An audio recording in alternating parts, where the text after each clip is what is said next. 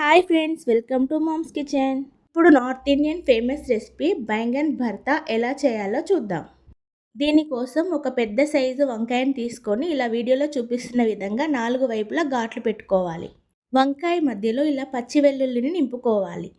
ఇప్పుడు stove on చేసుకొని stove పైన ఒక స్టాండ్ పెట్టుకొని వంకాయను దీనిపైన పెట్టి అటు ఇటు తిప్పుకుంటూ కొద్దిగా ఆయిల్ అప్లై చేస్తూ కాల్చుకోవాలి. వంకాయ ఉడికిపోయిన తర్వాత దీన్ని తీసుకొని పక్కన ప్లేట్లో వేసుకోవాలి. ఇప్పుడు ఒక 3 టమాటాలు, 4 పచ్చిమిర్చిని కూడా ఇలాగే కాల్చి తీసుకోవాలి.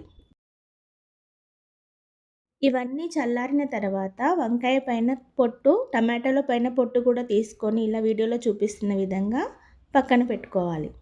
క్లీన్ చేసుకున్న తర్వాత వంకాయల్ని స్పూన్తో కానీ, స్మాషర్తో కానీ ఇలా స్మాష్ చేసుకోవాలి. స్మాష్ చేసుకున్న పచ్చిమిర్చి పేస్ట్ని కూడా ఇందులో వేసి పక్కన పెట్టుకోవాలి.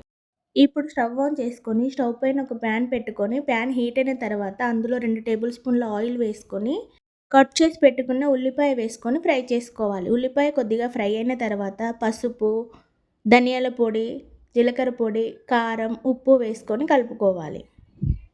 ఇప్పుడు ఇందులో ముందుగా రెడీ చేసి పెట్టుకున్న వంకాయ టమాటా మిశ్రమాన్ని కూడా వేసుకొని 5 నిమిషాలు కలుపుతూ ఉడికించుకోవాలి. ఎంతో simple and tasty baingan bharta ready. ఇది చపాతీలోకి, రైస్‌లోకి, పుల్కాలోకి చాలా బాగుంటుంది. మీరు కూడా ఈ రెసిపీని ఒకసారి ట్రై చేసి ఎలా వచ్చిందో కామెంట్స్‌లో చెప్పండి. Thanks for watching.